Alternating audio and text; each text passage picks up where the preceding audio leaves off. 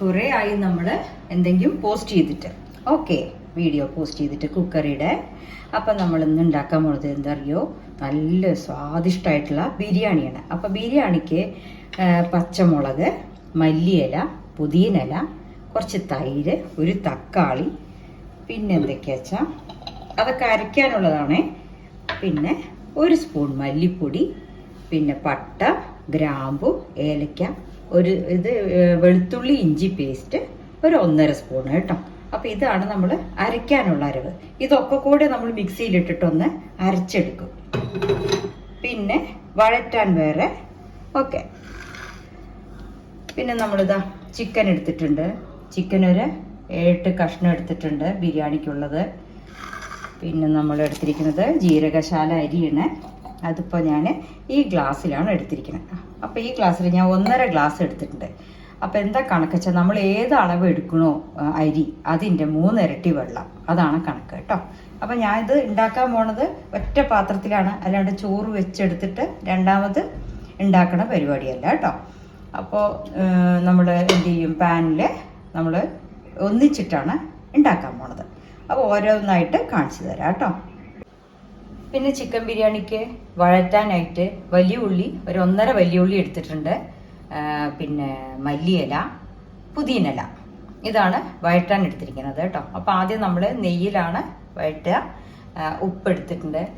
ഈ ബിരിയാണിക്ക് നമ്മൾ അരയ്ക്കാനും വഴറ്റാനും മല്ലിയിലയും പുതിനയിലയും ആഡ് ചെയ്യുന്നുണ്ട്. ഓക്കെ, ഇനിയിപ്പോൾ നമ്മൾ എന്താ ചെയ്യണമെന്ന് വെച്ചാൽ അരി കുതിർക്കാനിടുകയാണ്. നമ്മളെടുത്ത് അരി ഒരു 20 മിനിറ്റ് കുതിർക്കാനിടണം. അപ്പോൾ നമ്മൾ ഇതൊക്കെ അടുപ്പത്ത് വെച്ച് ഉള്ളിയൊക്കെ ആവുമ്പോഴേക്കും നമ്മൾ ഇട്ടാൽ മതി കേട്ടോ. അപ്പോൾ 20 മിനിറ്റ് ചിക്കൻ വെന്തെടുക്കുമ്പോഴേക്കും ആയാൽ മതി. അപ്പോൾ നമുക്ക് ടോട്ടൽ ഈ ബിരിയാണി ഉണ്ടാക്കാൻ ഒരു 3/4 മണിക്കൂർ മതിയാവും. ഇതെല്ലാം റെഡിയാക്കി വെക്കുക, അടുപ്പത്ത് വെച്ചിട്ട് എല്ലാം വഴറ്റുക. ആ പരിപാടിയൊക്കെ കഴിയുമ്പോഴേക്കും നമ്മുടെ അരി കുതിർന്നിട്ടുണ്ടാവും. കറക്റ്റ് 20 മിനിറ്റ്സ് കഴിഞ്ഞാൽ നമുക്ക് അരിയിട്ട് വേവിച്ചെടുക്കാൻ പറ്റും. അപ്പോൾ ഇനി എന്തൊക്കെയാണ് എങ്ങനെ ചെയ്യാന്നുള്ളതിൻ്റെ വീഡിയോ കാണിച്ചു തരാം. ആദ്യം നമ്മൾ മിക്സിയിൽ അരയ്ക്കാനുള്ളതൊക്കെ ഇടാൻ പോവുകയാണ് കേട്ടോ. അപ്പോൾ അതിനെന്താ വെച്ചാൽ നോക്കിക്കോളൂ, മല്ലിയില നല്ല ഒരു പിടി ഇട്ടിട്ടുണ്ട്. നമുക്ക് മസാല വേണമല്ലോ, അതാണ് മല്ലിയില. പുതിനയുടെ ഇല, 4 പച്ചമുളക്, മുളക് പൊടി ഒന്നും ചേർക്കുന്നില്ല. പിന്നെ ഒരു തക്കാളി അതിട്ടു. ഇനി 3 ഏലക്ക, പട്ട, ഗ്രാമ്പ്, വെളുത്തുള്ളി ഇഞ്ചി ചതച്ചത് കണ്ടോ, 2 സ്പൂൺ ഉണ്ട് ഇതിന്. പിന്നെ 1 സ്പൂണ് മല്ലിപ്പൊടി. അപ്പോൾ ഇതെല്ലാം കൂടിയിട്ടാണ് മിക്സിയിലൊന്ന് ചതച്ചെടുക്കുക. അരയ്ക്കാമെന്ന് പറയില്ല, ആ ഒരു ഇതുണ്ടല്ലോ, അരവും അല്ല ചതച്ചതും അല്ല, ആ ടൈപ്പ്. ഇനി എന്ത് ചെയ്യണമെന്ന് വെച്ചാൽ നമ്മൾ 1 കപ്പ് തൈര്, ഇതെല്ലാം കൂടെ ഒന്ന് അരയ്ക്കുക. അത് പെട്ടെന്നാവണ ബിരിയാണിയാണ്, നല്ല ടേസ്റ്റിയാണ്. എനിക്ക് ഏകദേശം തമിഴ്നാട് ബിരിയാണി മാതിരിയാണ് ഉള്ളത് കേട്ടോ. നെയ്യിലാണ് ഉണ്ടാക്കുന്നത്, അപ്പോൾ ടേസ്റ്റിൽ ഒട്ടും കുറവുണ്ടാവില്ല. ഇതിനി എല്ലാവരും ട്രൈ ചെയ്ത് നോക്കണം കേട്ടോ. ഇനി ഇത് അരച്ചിട്ട് വരാം. ഇപ്പം നമ്മൾ പാൻ അടുപ്പത്ത് വെച്ചിട്ടുണ്ട്. അതിലേക്ക് നെയ്യും, 1 കപ്പ് നെയ്യ് കേട്ടോ. നമ്മൾ വേറെ വെണ്ണ ഒന്നും ചേർക്കുന്നില്ല, എണ്ണ ചേർക്കുന്നില്ല. അപ്പോൾ ഈ നെയ്യ് അവസാനം വേണമെങ്കിൽ നമുക്ക് കുറച്ചും കൂടെ വാസന പോരെങ്കിൽ ആഡ് ചെയ്യാം. ഇനി അതിലേക്ക് വലിയ ഉള്ളി ഒന്ന് വഴറ്റാനിടാം. ലേശം ഉപ്പിട്ടുള്ളൂ, ഒന്ന് പെട്ടെന്ന് ഒന്ന് വഴണ്ട് കിട്ടും. കുറച്ച് ഉപ്പിട്ടിട്ട് ഒന്ന് വഴറ്റിയെടുക്കുക. ഉള്ളി വഴണ്ട ശേഷം നമുക്ക് പുതിന, മല്ലിയില ഇട്ടിട്ട് വഴറ്റാം. ഇതൊന്ന് ഇടങ്ങനെ ചുവന്ന കളറാവട്ടെ കേട്ടോ. ഇപ്പോൾ ഉള്ളി ഒന്ന് ചെറുതായി ചുവന്ന കളറായിട്ടുണ്ട്. ഇനി അതിലേക്ക് ഞാൻ മല്ലിയിലയും പുതിനയും ഇടുന്നുണ്ട് കേട്ടോ. അരയ്ക്കാനും എടുത്തിട്ടുണ്ട്, വഴറ്റാനും എടുത്തിട്ടുണ്ട്. മല്ലിയിലയും പുതിന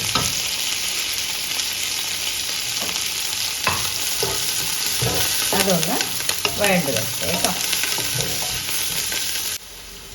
ഇപ്പോൾ ഉള്ളി പിന്നെ മറ്റേ പുതിനയില, മല്ലിയില ഒക്കെ വഴണ്ടിട്ടുണ്ട്.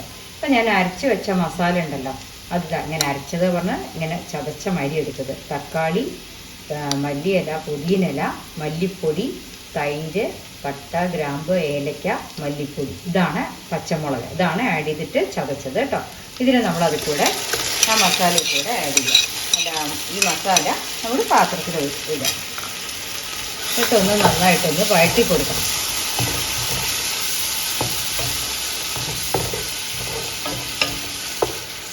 മഞ്ഞൾപ്പൊടി വേണ്ടവർക്ക് ഇടാം, അല്ലാന്നുണ്ടെങ്കിൽ നമുക്ക് ഈ നേച്ചുറൽ കളറായിട്ട് തന്നെ പൊക്കോട്ടെ. കളേഴ്സ് വേറൊന്നും ചേർക്കുന്നില്ല കേട്ടോ, ചോപ്പോ അങ്ങനത്തെ ഒന്നും ചേർക്കില്ല, സാധാരണ കളർ തന്നെ. ഇനി അതിലേക്ക് നമ്മൾ ചിക്കൻ ഇടണം.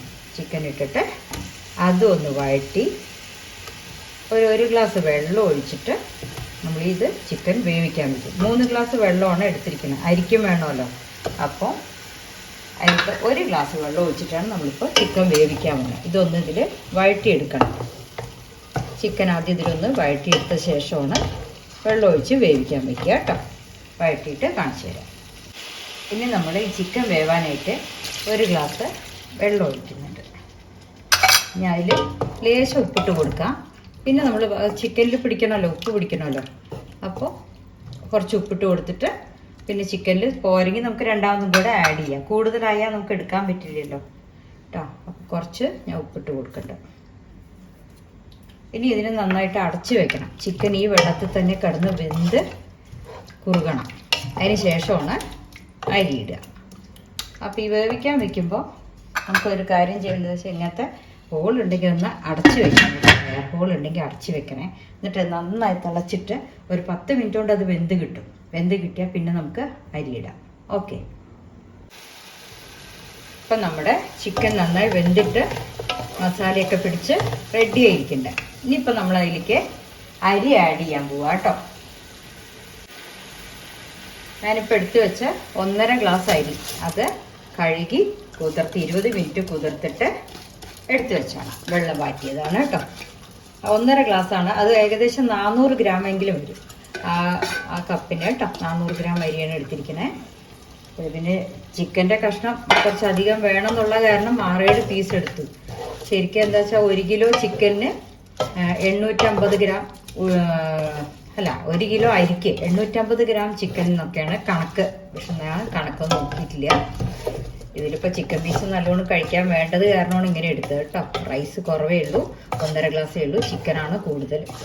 ഇനി അതൊന്ന് നന്നായിട്ട് ഇളക്കിയ ശേഷം ബാക്കി 2 ഗ്ലാസ് വെള്ളം കൂടെ ഒഴിക്കണം.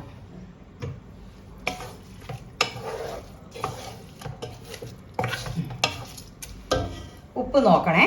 ബാക്കി 2 ഗ്ലാസ് വെള്ളം കൂടെ. അപ്പം നമ്മൾ ആദ്യം ആ ചിക്കൻ വേവാനായിട്ട് 1 ഗ്ലാസ് വെള്ളം ഒഴിച്ചിട്ടുള്ളൂ. ഇതിപ്പോൾ രണ്ടാമത്തെ ഗ്ലാസ് 3. ഞാനിത് മസാല അരച്ച പാത്രത്തിൽ വെള്ളം 3 ഗ്ലാസ് അളന്ന് വെച്ചിരുന്നു, അതാണ് ഒഴിച്ചിരിക്കുന്നത് കേട്ടോ. ഇനി ഒന്ന് നന്നായി ഇളക്കിയ ശേഷം ഉപ്പ് നോക്കിക്കോളൂ. ഉപ്പ് നോക്കിയ ശേഷം അരി ഇങ്ങനെ മുക്കാലും വെന്ത് മീതോളം വരുമ്പോൾ നമുക്ക് ചെറുതാക്കിയിട്ട് അടച്ച് ഒരു 10 മിനിറ്റ് വെച്ചാൽ ബിരിയാണി റെഡിയാവും കേട്ടോ. ഇങ്ങനെ ഇളക്കി ഇളക്കി ഒന്ന് ടൈറ്റ് ആവണം. അരി അതിൽ തന്നെ ഒന്ന് വെന്ത് കിട്ടണം. അതിന് ശേഷം അടച്ച് വെച്ചാൽ മതി. ഉപ്പ് നോക്കിക്കോളൂ. ഇപ്പം നമ്മുടെ ബിരിയാണിയിൽ അരി ചിക്കനും ഒക്കെ ഒപ്പായിട്ട് നിൽക്കണ്ടേ. ഇങ്ങനെ ടൈറ്റായിട്ട് വരുന്നവരെ നമ്മൾ തുറന്ന് വെച്ചിട്ട് തന്നെ ഇളക്കണം കേട്ടോ. അത് ശേഷം നമ്മൾ അടച്ചിട്ട് സിമ്മിലൊരു 10 മിനിറ്റ് വെച്ചിട്ട് ആ വെള്ളം ഒന്ന് സെറ്റായി വരും. ഓക്കെ, അപ്പോൾ ഞാനിപ്പോൾ അടയ്ക്കാൻ പോവാണ്. ഇനി അടച്ച ശേഷം ഗ്യാസ് ഇത് ഞാൻ മീഡിയം സൈസ് ഗ്യാസിൽ വെച്ചിട്ടുള്ളൂ, ഹൈ ഫ്ലെയിമിൽ വെച്ചിട്ടില്ല. ഇനി നമ്മൾ ഏറ്റവും ചെറിയ സിമ്മിലിടുക.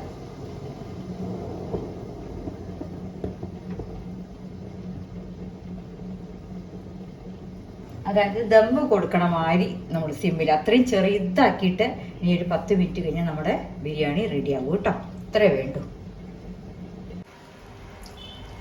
10 മിനിറ്റ് കഴിഞ്ഞപ്പോൾ ഇതൊക്കെ റെഡിയായി നമ്മുടെ ബിരിയാണി. കണ്ടോ, ഒരു കളറും ചേർത്തിട്ടില്ല. അരി വെന്തിട്ടുണ്ട്, പച്ചക്കറിയൊക്കെ വെന്തിട്ടുണ്ട്. നമുക്ക് നെയ്യ് പോരെങ്കിൽ ഈ സമയത്ത് കുറച്ചും കൂടെ ആഡ് ചെയ്യാം കേട്ടോ. എല്ലാം റെഡി ആയിട്ടുണ്ട്. ഇത് നമുക്ക് ഏകദേശം ഒരു 4 പേർക്കൊക്കെ ധാരാളം കഴിക്കാം. ഞാൻ കുറച്ചും കൂടെ നെയ്യ് ഒഴിക്കണ്ടേ. ഇനി കുറച്ച് അടച്ച് വെച്ചിട്ട് ഒരു അരമണിക്കൂർ കഴിഞ്ഞ് നമ്മൾ കഴിക്കാം. ഓക്കെ, അപ്പോൾ അടുപ്പ് കെടുത്തി കഴിഞ്ഞു.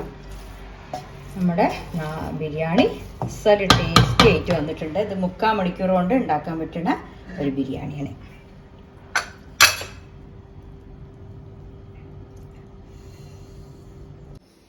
അങ്ങനെ നമ്മുടെ സ്വാദിഷ്ടമായിട്ടുള്ള ചിക്കൻ ബിരിയാണി കണ്ടോ, എളുപ്പം ഉണ്ടാക്കാൻ പറ്റും. പെട്ടെന്ന് ഒറ്റ അരവ് പെട്ടെന്ന് ഉണ്ടാക്കാൻ പറ്റുന്നതാണ്. നല്ല ടേസ്റ്റുമാണ് കേട്ടോ.